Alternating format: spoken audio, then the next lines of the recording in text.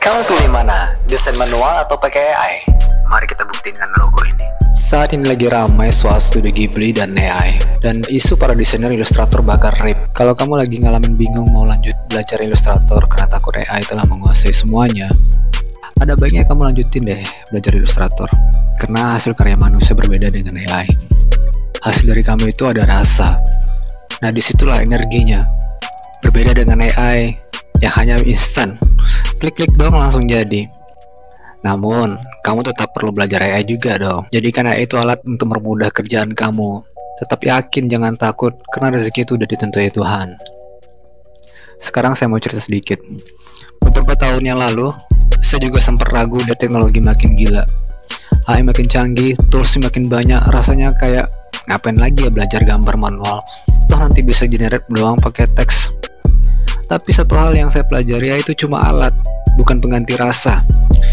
Waktu saya bikin ilustrator dari hati, meskipun nggak sempurna, tapi orang yang lihat itu bisa ngerasain emosi dan goresan tangan saya.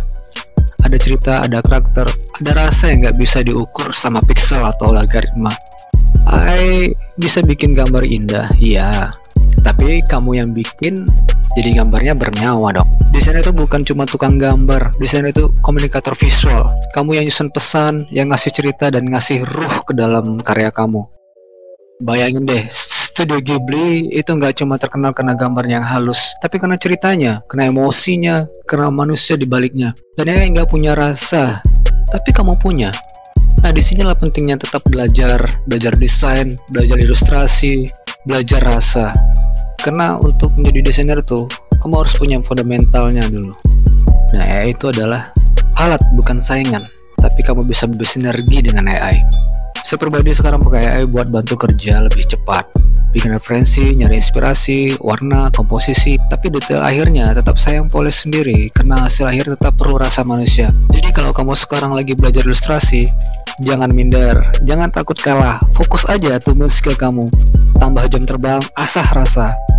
Karena ke depan dunia bakal butuh dua hal. Yang pertama, kreator bisa bercerita. Yang kedua, kreator yang bisa pakai teknologi. Ya, karena desainer itu tetap relevan kapanpun zamannya. Dan storytelling itu tetap kamu harus pelajari.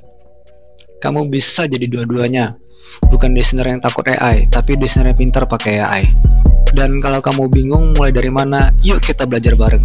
Saya juga masih belajar dengan AI. Nanti ke depan saya akan bikin tutorial untuk menggunakan AI. Oke, itu aja. Kalau kamu suka bahas topik kayak gini atau pengen belajar tentang AI, ya kita nanti akan belajar bareng. Ya jangan lupa follow, kita bareng-bareng jadi desainer masa depan yang gak cuma jago bikin aja, tapi juga paham arahnya kemana. Oke, sekian, terima kasih.